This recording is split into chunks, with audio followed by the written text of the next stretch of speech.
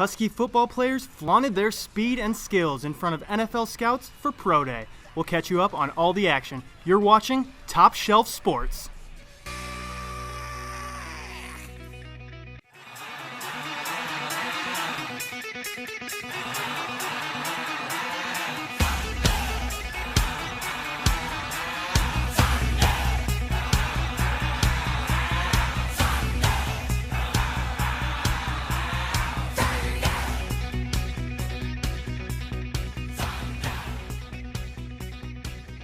NIU football players tried their best to impress at Pro Day, where NFL scouts came to see what the Huskies have to offer. Good evening, I'm Ryan Mack. And I'm Walter Douglas. Top Shelf Sports reporter Mike Poirier is at the Chesick Center to tell us more about how Pro Day went with the Huskies. Thanks, guys. Pro Day was inside the Chesick Center a couple of weeks ago, and I had the opportunity to see how a lot of the Huskies performed. Pro Day isn't just a day for most college football players. For them, it's a chance at their NFL dream. I feel like it would be like a dream come true, like I said. People didn't think I was probably as athletic as I showcased, but I think that I proved them wrong, and I had a pretty solid day overall. Among the many drills they had players run during the Pro Day, Breskison managed to run a 4.62-second 40-yard dash. Tommy Lee Lewis, his teammate, beat him out with a 4.5. It was definitely, you know what I'm saying, my whole life I feel like I've been kind of behind the 8 ball, so I'm always going to do what it takes to elevate my game and be the best me possible. With all of their talents on display, both Lewis and Breskison hope to get drafted in the NFL draft. If I could pick one team I want to go to, probably the Patriots, the way they use their short guys. No matter the outcome of the draft, Lewis and Breskison will always be Huskies. Like I said, this footage was from a couple of weeks ago, but Pro Day has serious implications on where players will get drafted in the NFL draft, which was this past weekend. We had some Huskies hoping to hear their names called, but unfortunately that did not happen. However, right after the draft, 2 Huskies did sign with a couple of teams. Perez Ford was able to latch on with the Oakland Raiders, and he will try his luck there. Tommy Lee Lewis will head off to New Orleans to play with the Saints. Good luck to both of you guys. But NIU football never sleeps, and the work to replace these outgoing players started a couple of weeks ago with the spring game. Let's take a look. The spring game pitted teammates against teammates as Husky stars stepped into the spotlight to show off their skills.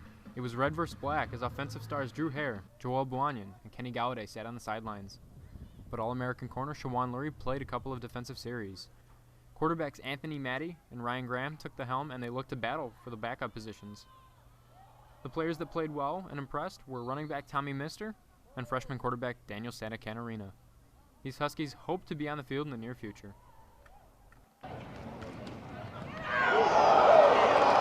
From the Chesick Center, I'm Mike Poirier. Let's send it back to Ryan and Walter at the desk. Thanks, guys. Thanks, Mike. The football team opens up the 2016 season Saturday night, September 3rd at Wyoming. Well, the Huskies' first home game is September 17th as the San Diego State Aztecs travel to DeKalb. Can't wait. Up next, the NIU baseball and softball teams are both headed to the Mack tournament. You're watching Top Shelf Sports. Thanks for calling the GED Pep Talk Center. Jerry Stiller speaking. Your level 7 in-your-face pep talk. I can keep pushing. Believe me, I'm good at it. Once you've got your GED diploma, you'll feel so good about yourself. You tell them. Mr. Trejo, can I transfer this guy to you? He needs something a little more Persuasive. Yes. Whatever motivation you need, we've got a pep talk for you. Get your GED pep talk and find free classes at yourged.org. Welcome back. Baseball and softball are in full swing here at NIU. Both teams are about to head into the Mack tournament. The baseball team's on a 6-game win streak right now. Let's take a look at their game against UIC from last week. NIU faced the UIC Flames last Tuesday and started the game out swinging. The Huskies scored 7 runs in the first 3 innings to give them a big boost they needed to beat the Flames. Catcher Johnny Zubrick and center fielder Justin Fletcher led the run parade Tuesday, scoring 3 RBIs each. Starter John Cervantes picked up the first win of the season, only going 3 innings on duty. The bullpen then held the Flames to no runs in 6 innings. The Huskies won their 3rd game in a row. This one was 11-6. And the NIU baseball team is still on a roll, coming home from a series sweep against Bowling Green this past weekend. On Friday, the Huskies scored 11 runs in the 9th inning alone. Senior pitcher Ryan Olson and sophomore pitcher Donovan Sims dominated the Falcons, shutting them out on Saturday and Sunday. The Huskies are now tied with Ball State for first place in the Mack West and are trying to make some noise as the season comes to a close. Now let's move over to softball. They're 5-5 in their last 10 games, and they're looking to finish the season strong on their way to the Mack tournament. Let's see how they ended the past couple games. NIU hosted Western Michigan in a doubleheader a few weeks ago. Caitlin Warren scored 2 runs in the first game, but the Huskies will lose the game 7-4. But in game 2, the Huskies got their revenge. They scored 3 runs in the second inning and won the game 6-4. Becca Harnish scored 2 runs in that victory, and Tara Thacker won her 7th game of the season. Well, the Lady Huskies are close to the end of their season, and the team has done better than last year. We're joined here by softball head coach Christina Sutliff. Christina, thank you very much for joining us. Welcome. Thanks for having me. So what has clicked with the team to improve from 28-25 last year to this year's 32-16 season? I just think last year's team helped us move our culture forward and get us moving in the right direction. Every year for the last several years, this program's definitely been moving in this direction to have this type of season, and they were just able to put it all together. Mm-hmm. Okay, that's a pretty impressive record as of now, but you all actually were swept by Toledo, and all the games were close. How do you make sure everyone's bounced back from that? We know we have the capability of winning every game that we're out there on that field. So we did have a couple heartbreakers this weekend, but there's no point in dwelling on it. We just have to move forward and clean up a couple things defensively, and we'll get back in our groove. Mm-hmm. That's probably the best attitude to have, right? Absolutely. So the team this year has more underclassmen than upperclassmen. What is that like for you this season? It's been it was more frustrating, I guess, a little bit in the fall, just getting them acclimated to our different systems and what we do here. Having 18 freshmen and sophomores sometimes create some youth on the field in some different situations, but that's really what preseason is all about. And now I can't even say that we really look at it that way. We went into the year saying that this will not be an excuse for us for not winning and not competing, and they've bought into it. And we've got several freshmen really competing on the field and making an impact for us. Mm-hmm. Oh, so important. Now, the impact is obviously seen by your record, but you all are actually 14-9 away and 4-4 at home. How do you all make sure that you actually keep that home field advantage when you do play at home? I think it's just controlling the routine. When we're on the road, we have a consistent routine of what we're doing. There's a curfew. We're taking them to the restaurants. They know when they're eating. They know when everything is. When we get home, there's a lot of distractions with family, friends, school, classwork, making up tests, doing all that. So I think it's just figuring that out. Hopefully they put it all together this weekend.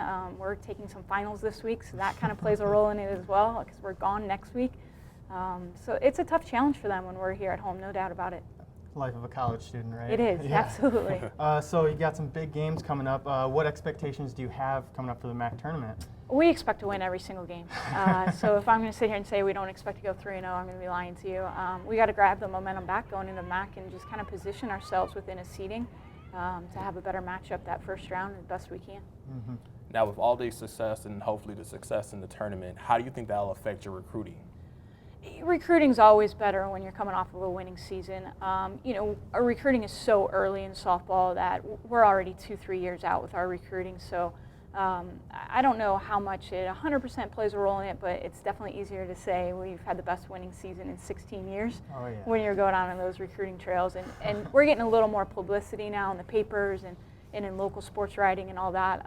So I think in the Chicagoland area we're creating a name for ourselves, and we're just becoming a school that definitely the student athletes are starting to look at. Mm-hmm. Okay, well, thank you so much, Coach Sutcliffe, for joining us, and we honestly wish you the best of luck for the rest of the season. Yeah, thank you. Good luck. Thanks for having me. Now let's send it over to our sports hub. Alex Rodriguez is there with a look at the Mack tournament for both the baseball and softball teams. Thanks, guys. The season is getting close to the end, so let's preview the next home regular season series for the Huskies. The softball team will be back in DeKalb to take on Central Michigan for their final regular season series this weekend. The baseball team has a couple weeks left in the regular season as they hope to finish strong against the Toledo Rockets at home during the weekend. Both teams are preparing for the Mack tournament later this month. Softball will begin their quest for a championship on May 11th, and men's baseball will start theirs on May 25th. Two NBA playoff series came down to Game 7. We'll see who lives to fight another day. Top Shelf Sports will be right back. Those we use all the time with hardly a thought. Those that are silently standing by to save our lives. And now, those that we carry with us everywhere we go. Many mobile devices will now bring you wireless emergency alerts, real-time information directly from local sources you know and trust. With the unique sound and vibration, you'll be in the know wherever you are. The Miami Heat defeated Charlotte in Game 6, which gave them a chance to win Game 7 in Miami. Let's check out how that game went. In the first half of the game, Miami was dominating in the paint.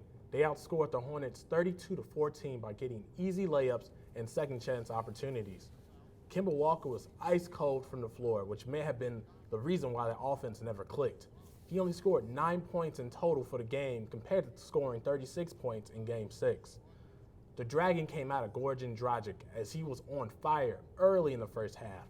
He scored 17 points in the first and off of 7 for 12 shooting and would go on to finish the game with 25 points.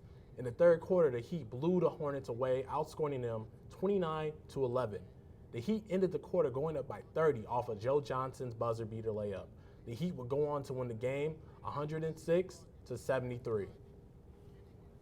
The Miami Heat will play the winner of the second game of Game 7 of the night. Paul George wouldn't let the Pacers lose Game 6 to the Raptors in Indiana and played Game 7 in Toronto. Let's see if his efforts paid off.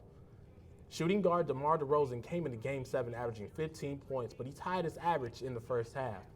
In the third quarter, the Raptors pushed the lead to double digits. DeRozan was getting anything he wanted, whether it be jump shots or layups. He ended up scoring 13 points in the third and ended with 30 points, off of 32 field goal attempts, which is a record for the Raptors franchise. The game wouldn't be over, though.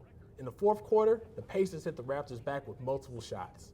With 2 minutes left in the fourth quarter, Monte Ellis would hit a huge three to bring the Pacers within 3. The Raptors would hold on by a thread, though, to win the game 89-84. The Raptors will face the Heat in the second round of the playoffs. And the Chicago White Sox have been a pleasant surprise this season, and they're off to the best start they've had since they last won a World Series in 2005. Now, arguably the best pitcher in baseball, Chris Sale went up against the Baltimore Orioles, looking to be the first pitcher in the league to get 6 wins this season. And as we saw, the game was evenly matched throughout the first 3 innings. Both teams were on top of their defense, allowing no runs. Chris Davis sacrificed his body and robs Carlos Sanchez here. Now, the Orioles' defense would be stopped at the top of the 4th, but Brett Lowry blasted it out to center and out of the park to put the White Sox up by 1. There it is. He puts one way up over the fence. Now, Chris Sale continued to dominate the mound. He does what he's good at, which is striking out everyone. The White Sox offense starts rolling as Jerry Sands singles to center, and he allowed Todd Frazier and Melky Cabrera to score. And the White Sox would go to win 7-1 and improve to 18-8, which is the best in all of Major League Baseball. Well, expectations for the Cubs this season have been very high. They've been good as good as advertised on the diamond. And the weather was bad over the weekend, and Saturday's game against the Atlanta Braves was rained out. But the game was rescheduled for later in the season, but it led up so the Cubs and Braves could play on Sunday. Let's take a look at that close ending. Now, the Cubs didn't get a run on base until after the 7th inning. They had a couple errors in there that really hurt them. They had 2 runs in the bottom of the 8th inning to pull them close. Now, after shutting down the Braves batters, the Cubs scored a run to tie the ball game in the 9th, and the game did go into extra innings. It ended in the 10th inning, and the Braves ended up outlasting the Cubs 4-3. Now, you might remember the 1996 cartoon movie Space Jam starring Michael Jordan.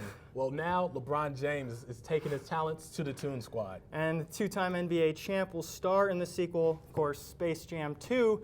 Details of the plot have not been revealed, but players James Harden, Russell Westbrook, Anthony Davis, and Kawhi Leonard also have roles in the film. As a Bulls fan, we hope it involves LeBron retiring for a couple seasons, right? Definitely. Let him go play golf. Yeah, right. Top Shelf Sports is produced and directed by students here at Northern Illinois University. We want to thank you all for being with us. And now this is the final show this semester. We hope you enjoyed it. We've really worked hard to revive Top Shelf Sports, so thank you very much for watching. For our NIU Huskies at home, good luck with your finals.